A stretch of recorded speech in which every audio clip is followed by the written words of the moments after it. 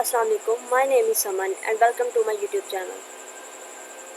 मैंने आप लोगों को जो टीच करना है जी वो है फ़िज़िक्स के बारे में। सबसे पहले जो हम स्टार्ट करने जा रहे हैं वो 9th की फ़िज़िक्स है। बाद में हम 10th की भी करेंगे इंशाल्लाह, फर्स्ट ईयर सेकंड ईयर भी देखेंगे। ऐसी कोई टेंशन वाली बात नहीं है, लेकिन अभी फ़िलहाल जो हम स्टार्टअप कर रहे हैं वो हम कर रहे हैं 9th की फ़िज़िक्स से। कि 9th की फ़िज़िक्स ये बहुत ईजी भी है बट थोड़ी डिफरेंट भी है। क्यों 8 तक हमने फ़िज़िक्स नहीं पढ़ी होती, हमने साइंस पढ़ी होती है। साइंस में हम केमिस्ट्री, फिज़िक्स, बायो तीनों सेम पढ़ते हैं। बट यहाँ पे 9th क्लास में आके तीनों एक साइंस की किताब जो है वो 3 डिफरेंट किताब्स में कन्वर्ट हो जाती है, डिवाइड हो जाती है। तो इसलिए बच्चों को मुश्किल थोड़ी हो जाती है कि क्या करें, किस तरीके से, मतलब समझ नहीं आता। तो कोई बात नहीं, हम हैं ना, हर चीज़ को ईजी कर देंगे इंशाल्लाह। देखिएगा, अपने वीडियो को पूरा देखना है, चैनल को सब्सक्राइब कर दें और अपने दोस्तों के साथ शेयर कर दें। चलें आए जी, देखते हैं फ़िज़िक्स। 9th का जो फ़िज़िक्स का फर्स्ट चैप्टर है वो है अबाउट जी, वो है फ़िज़िकल क्वांटिटीज़ एंड मेजरमेंट्स के बारे में। कि इसमें हम फर्स्ट चैप्टर में जो हम डिटेल्स पढ़ेंगे वो पढ़ेंगे फ़िज़िकल क्वांटिटीज़, मोस्टली हम ये पढ़ेंगे। तो देखते हैं, सबसे पहले फ़िज़िक्स की डेफिनेशन हमने करनी है, इंट्रोडक्शन टू फ़िज़िक्स। कि फ़िज़िक्स क्या होती है, फ़िज़िक्स को हम कैसे एक्सप्लेन कर सकते हैं। देखिए ज़रा, ये इसकी डेफिनेशन है। In physics we study matter, energy and their interaction. This is short question और आपने ये लाजमी तौर पे कर लेनी है, ठीक है। कि फ़िज़िक्स में क्या होता है, कि फ़िज़िक्स में जो हम स्टडी करते हैं ना वो अबाउट मैटर के बारे में स्टडी करते हैं, एनर्जी के बारे में करते हैं, और साथ ही साथ जो इनके इंट्रैक्शंस होते हैं ना, रिलेशंस वगैरह, यानी कि इनकी आपस में जो बॉन्डिंग यानी जो भी चीज़ें होती हैं, उन सब चीज़ों के बारे में जो हम स्टडी करते हैं ना वो हम फिज़िक्स में करते हैं। ओके, गुड हो गया। तो देखिए अब इसकी कुछ ब्रांचेज हैं। This is very much important. ये लॉन्ग भी है, शॉर्ट भी हैं सारे, ठीक है। ये जो ब्रांचेज दी गई है ना इसमें, ये साइड बार पे जो दिया गया ये बहुत ज़्यादा है, हमें ये आपने अच्छे से याद करने हैं। ये पेपर में इनमें से शॉर्ट लॉन्ग मस्टली आ जाते हैं। सो देखिए, ब्रांचेज ऑफ फिज़िक्स, पहली इसकी ब्रांच है मैकेनिक्स। के मैकेनिक्स क्या होते हैं फिज़िक्स में? मैकेनिक्स क्या होते हैं जी? It is the study of motion of objects, it causes and effects. यानी कि जो स्टडी ऑफ मोशन होती है ना, यानी ऑब्जेक्ट, किसी भी ऑब्जेक्ट, किसी भी जिस्म की जो मोशन होती है ना, किसी अजसाम की, उसको, उसकी जो हमने स्टडी करनी होती है ना, दैट इज़ कॉल्ड मैकेनिक्स। इसको हम क्या कहते हैं? इसको हम मैकेनिक्स कहते हैं। ये ब्रांच है फिज़िक्स की, ठीक है। सेकंड देखें जी, हीट है। हीट से तो आपको वैसे ही पता चल रहा है कि इसमें क्या होता है, ट्रांसफर इफेक्ट्स ऑफ हीट होते हैं, यानी कि हरारत वगैरह होती है। तो हमने नेचर ऑफ हीट्स जो पढ़नी होती है ना वो हम किस में पढ़ते हैं, किस ब्रांच में फिज़िक्स के पढ़ते हैं? वो हम हीट में पढ़ते हैं। ओके, गुड हो गया। देन है जी साउंड। साउंड भी आपको देखने से पता चल रहा है कि साउंड क्या है। It deals with the physical aspects of sound waves, their production, properties and application. यानी हमने जो साउंड की प्रॉपर्टीज़ हैं, एप्लीकेशंस हैं, उनकी प्रोडक्शन, वेव्स वगैरह, जो भी चीज़ें हमने स्टडी करनी होती है ना फिज़िक्स में, वो हम साउंड की, यानी फिज़िक्स की जो ब्रांच है ना साउंड, वो हम इसमें करते हैं। ओके, देन है जी लाइट। एंड लाइट का जो सेकंड नेम है वो है ऑप्टिक्स। लाइट का सेकंड नेम है ऑप्टिक्स, यानी लाइट को ऑप्टिक्स भी कहते हैं। तो आपने परेशान नहीं जाना, पेपर में अगर पूछा जाए जी ऑप्टिक्स के बारे में तो आप परेशान हो जाएंगे कहाँ से आ गया। तो ये लाइट ही है। Okay, it is the study of physical aspects of light, it's properties, working and use of optical instruments. यानी कि अब इसमें हम क्या करते हैं जी, देखिए फिजिकल एस्पेक्ट्स ऑफ लाइट, और इसकी जो हम लाइट की प्रॉपर्टीज़ पढ़ते हैं, इसकी वर्किंग देखते हैं कि वो किस तरीके से काम कर रही है, क्या हो रहा है लाइट में, ये जो भी ऐसी चीज़ें हम इंस्ट्रूमेंट्स के बारे में पढ़ते हैं, ऑप्टिकल इंस्ट्रूमेंट्स दिखाई देने वाले। तो ये जो ये स्टडी हम करते हैं ना वो हम करते हैं फिज़िक्स की ब्रांच। कौन सी ब्रांच में करते हैं जी? लाइट की ब्रांच में करते हैं। आपने बिल्कुल ठीक बताया। इलेक्ट्रिसिटी और मैग्नेटिज़म। अब इलेक्ट्रिसिटी और मैग्नेटिज़म से भी साफ पता चल रहा है कि इलेक्ट्रिसिटी क्या है।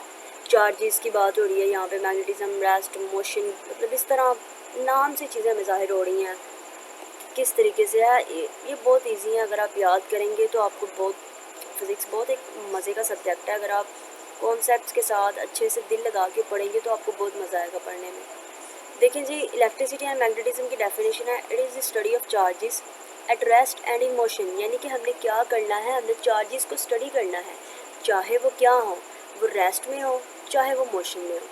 ज़रूरी नहीं है कि वो रेस्ट में है तभी हमने उसको स्टडी करना है चार्जेस को, या सिर्फ वो मोशन में है। तो ये हो सकता है कि वो रेस्ट में या तो वो रेस्ट में होंगे या मोशन में। दोनों को हम जो स्टडी करते हैं ना वो इलेक्ट्रिसिटी और मैग्नेटिज्म में करते हैं। इनके अफेक्ट्स को भी और उनके आपस में जो रिलेशनशिप होते हैं इन सब को जो हम स्टडी करते हैं वो करते हैं हम इलेक्ट्रिसिटी एंड मैग्नेटिज्म में। देन है जी atomic physics. Atomic physics atoms के बारे में। एटॉमिक मीन्स एटम, नाम से ज़ाहिर हो रहा है। तो जब हम एटम्स को स्टडी करेंगे ना फिज़िक्स में तो इसका मतलब है हम एटॉमिक फ़िज़िक्स के बारे में पढ़ रहे हैं, यानी कि हम फिज़िक्स की कौन सी ब्रांच को डिस्कवर कर रहे हैं, हम एटॉमिक फ़िज़िक्स को कर रहे हैं। तो देखें अब एटॉमिक फ़िज़िक्स जो है it is study of structures and properties of atoms, यानी कि एटम्स के बारे में जो भी स्टडी होगी वो एटॉमिक फ़िज़िक्स कहलाएगी। ठीक है, इनमें से एमसीक्यूज़ भी बन के आ जाते हैं, बट ये शॉर्ट और लॉन्ग के लिए बहुत ज़्यादा अहम है, तो आपने ध्यान से करने हैं। न्यूक्लियर फिज़िक्स, ये शॉर्ट के लिए बहुत ज़्यादा अहम सवाल है। न्यूक्लियर फिज़िक्स तो ये है जी, it deals with the properties and behaviour of nuclear. अब न्यूक्लियर से भी जाहिर है कि जो हम न्यूक्लियस यानी न्यूक्लियर वगैरह के बारे में, ये केमिस्ट्री की एक टर्म है न्यूक्लियर, तो हम जो इस चीज़ को स्टडी करते हैं फिज़िक्स में वो है न्यूक्लियर फिज़िक्स। ओके, न्यूक्लियस के बारे में जो भी स्टडी होगी वो होगी न्यूक्लियर फिज़िक्स में होगी। देन है जी प्लाज्मा फिज़िक्स। प्लाज्मा क्या है? Ionic state of matter. इसमें हम क्या करते हैं, स्टडी ऑफ प्रोडक्शन, यानी प्रोडक्शन के बारे में हम स्टडी करेंगे, उनकी प्रॉपर्टीज़ को करेंगे, आयोनिक स्टेट की प्रॉपर्टीज़ देखेंगे। और जो प्लाज्मा है ना, plasma this is the fourth state of matter. जो मैटर की चौथी स्टेट है ना वो प्लाज्मा है, सो आपने याद रखना है, ये भी अहम है। जियो फिज़िक्स, ये भी बहुत ज़्यादा अहम डेफिनेशन है, ये शॉर्ट में अक्सर पूछ ली जाती है। जियो के बारे में आपको, जियो का मतलब होता है अर्थ यानी ज़मीन, तो हम जो ज़मीन के बारे में, ज़मीन के स्ट्रक्चर के बारे में, उसकी फंक्शनैलिटी के बारे में, यानी कि उसके ज़मीन के बारे में हम जो भी स्टडी करेंगे ना फिज़िक्स में वो हमारी कहलाएगी जियो फिज़िक्स।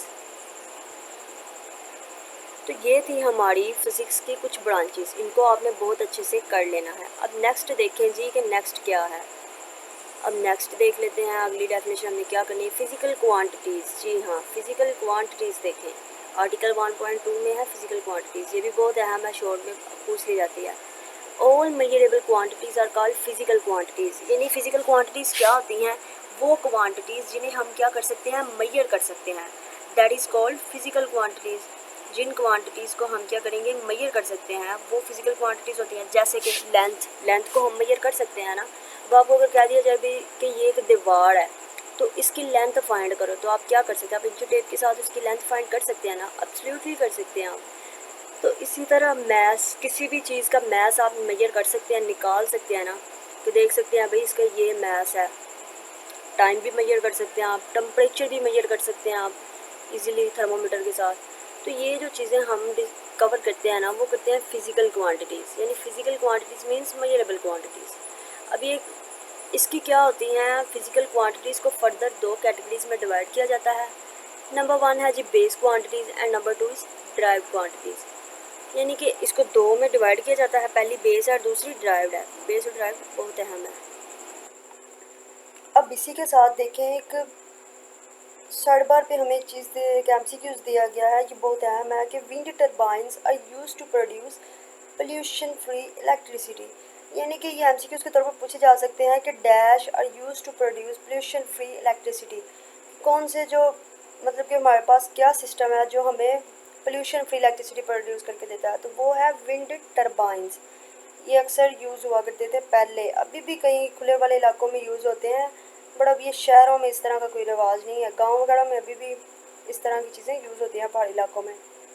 तो देखें, अब नेक्स्ट है बेस क्वांटिटीज़। हमने बेस क्वांटिटीज़ पढ़नी है। बेस क्वांटिटीज़ जो होती है ना, ये आपने याद रखनी है, ये होती हैं total seven physical quantities. Base जो होती हैं 7 होती हैं, बाकी 7 के अलावा जितनी भी होंगी ना वो क्या होती हैं, वो ड्राइव्ड क्वांटिटीज़ होती हैं। आपने ये 7 याद कर लेनी है, जहाँ भी अगर पूछा जाए ये कौन सी क्वांटिटी है तो आप बता दें कि ये बेस है, लेकिन अगर उनके अलावा कोई और हो ना तो आप कह दीजिएगा कि भाई ये तो ड्राइव्ड है।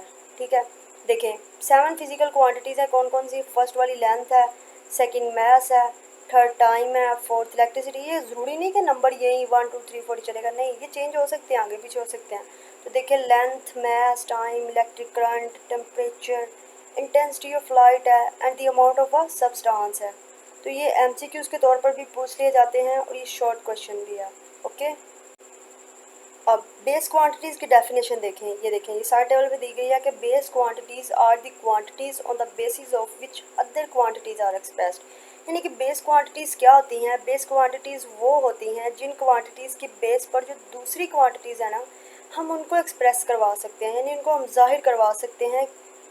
दूसरी क्वांटिटीज़ को हम जिन बेसिस के जिस बेस पर हम ज़ाहिर करवाते हैं ना, वो कौन सी होती हैं? वो बेस क्वांटिटीज़ होती हैं। अब देखिए ड्राइव्ड क्वांटिटीज़ क्या होती हैं? ड्राइव्ड की डेफिनेशन है the quantities that are expressed in terms of base quantities. अब ये इसकी डेफिनेशन देखें कि ये वो क्वांटिटीज़ हैं जो किसकी टर्म में बेस होती हैं? बेस क्वांटिटीज़ की टर्म में एक्सप्रेस होती हैं।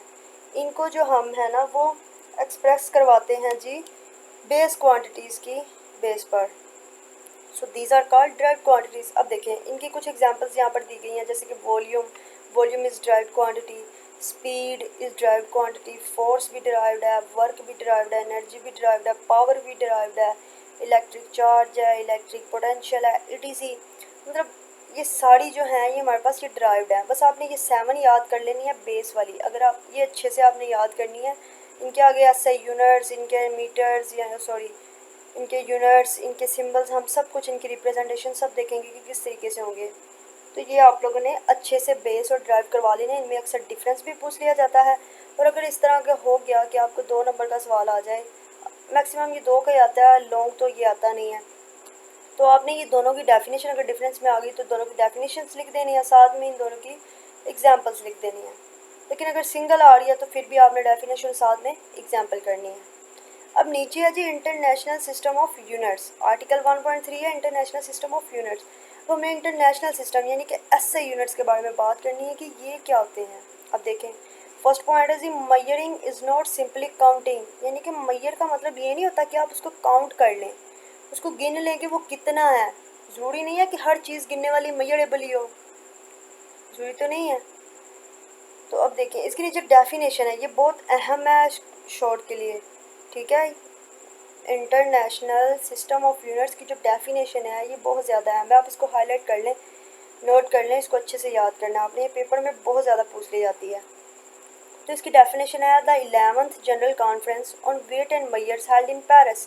और ये एमसीक्यूज भी है कि कहाँ पर हुई थी? पेरिस में कॉन्फ्रेंस हुई थी। जनरल कॉन्फ्रेंस जो हुई थी वो कहाँ हुई थी? पेरिस में हुई थी। और कब हुई थी? 1960 में हुई थी। Adopted a world wide system of measurements called international system of units.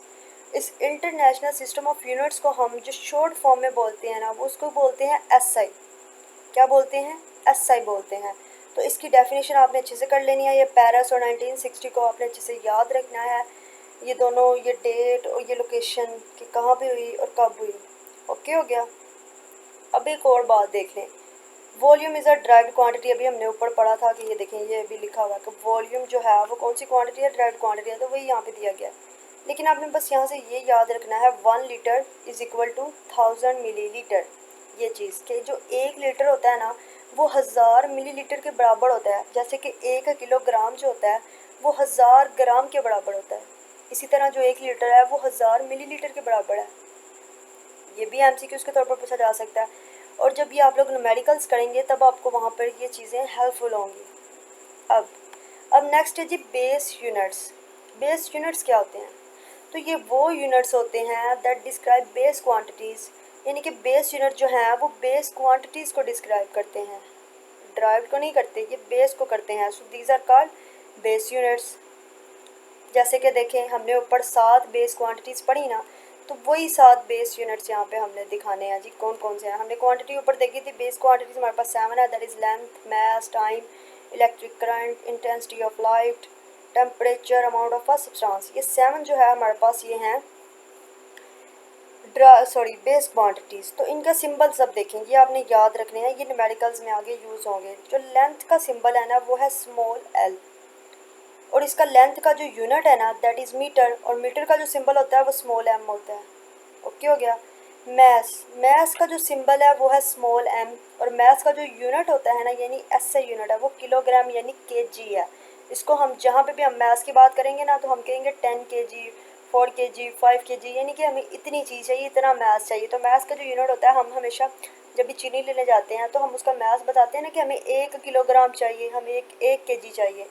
तो वो हमें उतनी ही देगा। तो हम साथ में केजी बताते हैं, हम ये तो नहीं कहते कि हमें 1 मीटर चाहिए। तो इसलिए ये यूनिट जो है ना ये बहुत अहम है। अब टाइम, टाइम को हम स्मॉल टी से रिप्रेजेंट करते हैं, इसका सिंबल स्मॉल टी है। लेकिन टाइम का जो ऐसे यूनिट है ना, यानी टाइम को हम जिसमें मेजर करते हैं वो है सेकेंड, मिनट्स नहीं, सेकंड इसका यूनिट है सही वाला। मिनट में भी हम कई जगह पर करेंगे न्यूमेरिकल्स में, बट जो इसका सही रियल यूनिट है ना एसआई, वो सेकंड है। और सेकंड को स्मॉल एस के साथ रिप्रेजेंट करते हैं। जहाँ पर भी बात आ जाए ना फिजिक्स में 10s 5s 6s, तो आपने समझ जाना है कि यहाँ पर हमें टाइम का जिक्र किया गया है, यहाँ पर टाइम के बारे में बताया गया है। अब देन है जी इलेक्ट्रिक करंट। करंट इसको हम किससे रिप्रेजेंट करते हैं? कैपिटल आई के साथ, कैपिटल आई से रिप्रेजेंट करते हैं। इसका जो यूनिट एसआई है वो है एम्पेयर, और एम्पेयर को हम जो सिंबल होता है वो होता है कैपिटल ए। ओके हो गया, ये एमसीक्यूज भी है। तो इंटेंसिटी ऑफ लाइट जो है उसको हम रिप्रेजेंट करते हैं कैपिटल एल के साथ। तो इसका जो यूनिट होता है ना ये होता है सेंडेला, सेंडेला, ठीक हो गया। और सेंडेला को जो हम रिप्रेजेंट करते हैं वो करते हैं स्मॉल सी डी के साथ। टेम्परेचर, ये भी बहुत अहम है जी, टेम्परेचर को हम जो रिप्रेजेंट करवाते हैं वो करवाते हैं कैपिटल टी के साथ। देखें स्मॉल टी हमारे पास टाइम है, कैपिटल टी हमारे पास टेम्परेचर है। अब इसका जो ऐसे यूनिट है दैट इज़ केल्विन। टेम्परेचर को हम सेल्सियस में नहीं, हमेशा केल्विन में यूज़ करते हैं। सेल्सियस में हम बाज़ औक़ात करते हैं, वो जब आप न्यूमेरिकल्स करेंगे आपको तभी समझ आएगी। अब आप कह रहे होंगे कि टीचर जो है वो बस न्यूमेरिकल्स करी जा रही हैं, because I like math, that's why. तो देखें जी टेम्परेचर कैपिटल टी है, तो केल्विन जो है ये भी कैपिटल के साथ रिप्रेजेंट होता है। अमाउंट ऑफ अ सब्सटेंस के जो सिंबल होता है दैट इज़ एन, यानी कि सब्सटेंस को हम किससे रिप्रेजेंट करते हैं? कैप स्मॉल एन के साथ। जो इसका यूनिट है ना वो है मोल। तो मोल को हम लिखते हैं small M O L, small M O L लिख देंगे, दैट इज़ मोल। ओके हो गया। ये टेबल आपने अच्छे से करना है, ये टेबल में से एमसीक्यूज भी बनेंगे, और ये टेबल आपकी पूरी बुक में यूज़ होने वाला है, न्यूमेरिकल्स में आगे बहुत ज़्यादा जगह पे यूज़ होगा। अब derived units, the units use to measure derived quantities. अब बेस जो थे वो बेस क्वांटिटीज़ को डिराइव करते थे, जबकि जो डिराइव्ड यूनिट्स हैं वो डिराइव करवा रहे हैं, मेजर करवा रहे हैं जी डिराइव्ड क्वांटिटीज़ को। तो देखिए ज़रा, हमने ऊपर कुछ एग्जांपल्स देखी थी, स्पीड, एक्सेलरेशन, ये volume, force, pressure, density, charge, ये सारे क्या हैं? ये डिराइव्ड क्वांटिटीज़ हैं हमारे पास, डिराइव्ड बेस क्वांटिटीज़ हैं। ओके हो गया। तो देखें स्पीड, सबसे पहले है स्पीड। तो स्पीड का जो सिंबल होता है वो स्मॉल वी होता है, स्पीड का सिंबल है स्मॉल वी, और इसके जो यूनिट्स होते हैं वो होते हैं मीटर पर सेकेंड, मीटर पर सेकेंड होते हैं। एक्सेलरेशन, एक्सेलरेशन होता है स्मॉल ए, इसका रिप्रेजेंटेशन होती है, और इसके यूनिट होते हैं मीटर पर second square. This is MCQs. Volume capital V के साथ रिप्रेजेंट करते हैं, इसके यूनिट होते हैं क्यूबिक मीटर, यानी मीटर पर क्यूब होते हैं, सॉरी मीटर पर नहीं है, ये मीटर क्यूब है खाली। तो मीटर क्यूब इसके वॉल्यूम के यूनिट होते हैं। फोर्स एफ बहुत जगह पढ़ के आए हैं, मेड में भी पढ़ा है, 7 में भी पढ़ा है, 6 में भी पढ़ा, हर जगह हमने साइंस में पढ़ते रहे हैं जी। Force force force.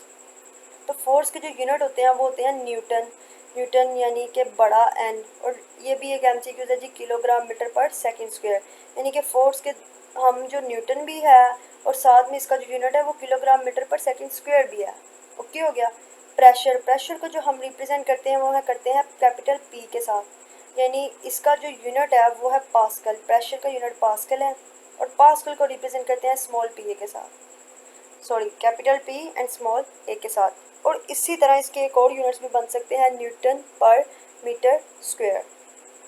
ओके हो गया। डेंसिटी, अब देन है डेंसिटी। जो डेंसिटी जो होता है ना, देखिए ये स्मॉल पी है लेकिन ये थोड़ा सा चेंज है, दूसरा पी हम सीधी तरह लिखते हैं, ये देखें ये थोड़ा सा चेंज है।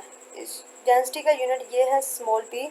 इसके जो यूनिट्स होते हैं वो होते हैं किलोग्राम पर मीटर क्यूब, किलोग्राम पर मीटर क्यूब होते हैं। तो चार्ज, चार्ज क्या होता है? जहाँ पर भी चार्ज की बात आएगी आपने उसको हमेशा रिप्रेजेंट करवाना है क्यू के साथ, लेकिन कैपिटल क्यू के साथ। और इसके जो यूनिट होते हैं कूलम होते हैं, ये भी इम्पोर्टेंट एमसीक्यूज है, हाईलाइट कर लें। चार्ज के यूनिट होते हैं कूलम होते हैं, और कूलम को हम सी से और एस हम बहुत कम यूज़ करते हैं, ज़्यादा जो हम यूज़ करेंगे वो सी ही होगा। ओके हो गया। देन हम बात कर लेते हैं जी प्रीफिक्सेस के बारे में कि प्रीफिक्सेस क्या होते हैं। तो देखें इसकी डेफिनेशन आप लोगों ने करनी है जी, प्री ये शॉर्ट के लिए करनी है आपने क्या। Prefixes are the words or letters added before SI units such as kilo, mega, giga and milli. यानी कि जिनको हम लेटर्स से पहले लगाते हैं ना शुरू में, वो प्रीफिक्सेस होते हैं। या आपने मे भी इंग्लिश में पढ़ा ही होगा, लेकिन नहीं तो खैर देखें ज़रा कि जो हम लगाते हैं ना किसी लेटर के शुरू में, उसको हम प्रीफिक्स बोलते हैं। जैसे मिसाल देखें, नीचे हमारे पास 20,000 जी। अब इस जी ये लेटर है हमारे पास, इससे पहले जो हम लगाएंगे वो प्रीफिक्स होगा। तो देखें 1 2 3, तो 3 ज़ीरो जो हमारे पास होते हैं वो होते हैं 1000 के 3 ज़ीरो होते हैं ना। ये देखें यूनिट, 10, 100, 1000, 1000 के हमारे पास 3 ज़ीरो होते हैं। उसके बाद ये जो वैल्यू है वो 1 में कन्वर्ट हो जाती है। तो देखें इसको हम 20 इंटू 1000 लिख सकते हैं। मीन्स के 20 इंटू 10 टू पावर 3, ये कि 10 की पावर कितनी है, 1 2 3। तो वही इन्होंने वही चीज़ की है कि 10 into 10 sorry 20 into 10 to raise power 3। अब देखें ये टेबल, ये भी आपने लाजमी करना है। इसमें देखें कि किलो की वैल्यू जो है वो देखें ये है किलो 10 टू रेज पावर 3। तो जहाँ पर भी 10 टू रेज पावर 3 आएगी वहाँ पर आपने क्या लगा देना है, स्मॉल के लगा देना है। तो हमने 10 टू रेज पावर 3 ख़त्म कर दिया, हमने उसकी जगह पे प्रीफिक्स लगा दिया है और वो है जी स्मॉल के यानी किलो। ये प्रीफिक्सेस है हमारे पास। देखिए कुछ प्रीफिक्सेस हमें यहाँ पे टेबल में दिए गए हैं, इनको अच्छे से कर लीजिएगा। ये एग्जांपल्स के तौर पर, न्यूमेरिकल्स के तौर पर ये आपको पेपर में शॉर्ट क्वेश्चन के तौर पर पूछे जाएंगे। इस तरह से जैसे 20,000 क्वेश्चन दिया गया है, वो कह रहे हैं इसको प्रीफिक्सेस में कन्वर्ट करें। इसी तरह से वो खुद से कोई एग्जाम्पल दे के कह सकते हैं जी कि इसको भी प्रीफिक्सेस बनाएं प्रीफिक्सेस में। तो देखें एक्सा है, पीटा है, टेरा है, गीगा है। जो आपने मोस्टली ज़्यादा अच्छे से याद करनी है, मैं आप लोगों को कुछ हाईलाइट करवा देती हूँ, वही कर लें, ज़्यादा करने की ज़रूरत नहीं है। गीगा कर लें 10 टू पावर 9। मेगा आपने लाजमी तौर पर करनी है, इसका यूनिट होता है, सिंबल होता है कैपिटल एम। और 10 टू पावर 6 इसकी वैल्यू है, किलो की करनी है। उसके बाद आपने डेसी की करनी है, सेंटी की भी कर लें, मिली की भी कर लें। यानी यहाँ से लेके ना गीगा से लेके आपने ये नैनो तक, ये नैनो तक, यहाँ तक आपने, यानी कि गीगा से लेके नैनो तक, ये इतनी जो है ना, ये सारी वैल्यूज़ आपने अच्छे से याद कर लेनी, इनके सिंबल्स भी कर लेना। ये माइक्रो का सिंबल भी आपने हमेशा याद रखना है, ये बहुत जगह पर आगे यूज़ होने वाला है। और नैनो का 10 टू पावर -9 भी बहुत यूज़ होगा। तो देखें यहाँ पर 10 टू पावर 3 थी, 10 टू पावर 3 को हमने कन्वर्ट कर दिया प्रीफिक्स यानी किलो में। तो किलो का सिंबल था प्रीफिक्स का के, हमने वो लगा दिया। तो हमारे पास देखें एक लॉन्ग सवाल को हमने कितना शॉर्ट करके लिख दिया है। तो यानी कि एक लेंथी चीज़ को शॉर्ट करके लिखना ही असल में प्रीफिक्सेस है। ओके हो गया। अब देखें जैसे नीचे ये मल्टीपल्स एंड सब मल्टीपल्स ऑफ लेंथ ये भी टेबल दिया गया है कि 1 किलोमीटर जो है, 1 किलोमीटर वो होता है 10 टू पावर 3 मीटर के बराबर। 1 सेंटीमीटर 10 टू पावर -2, अभी हमने ऊपर सेंटी की वैल्यू देखी थी 10 टू पावर -2, अब ऊपर से चेक कर लें। 1 मिलीलीटर 10 टू पावर -3, मिली की वैल्यू हमने देखी 10 टू पावर -3, वही चीज़ है। 1 ये माइक्रो, मैंने भी बताया कि ये माइक्रो का सिंबल आपने याद रखना है। ये माइक्रो का सिंबल है, इसकी वैल्यू होती है 10 टू पावर -6, ऊपर देख सकते हैं ये माइक्रो है और इसकी वैल्यू है 10 टू पावर -6। और नैनो 10 टू पावर -9 ये भी ऊपर बता दिया है। तो ये चीज़ें सबसे ज़्यादा अहम, यही टेबल खाली भी कर सकते हैं आप लोग, ज़्यादा अहम है, वरना वो वाली सारी वैल्यूज़ कर लें तो ज़्यादा बेटर रहेगा। ओके हो गया।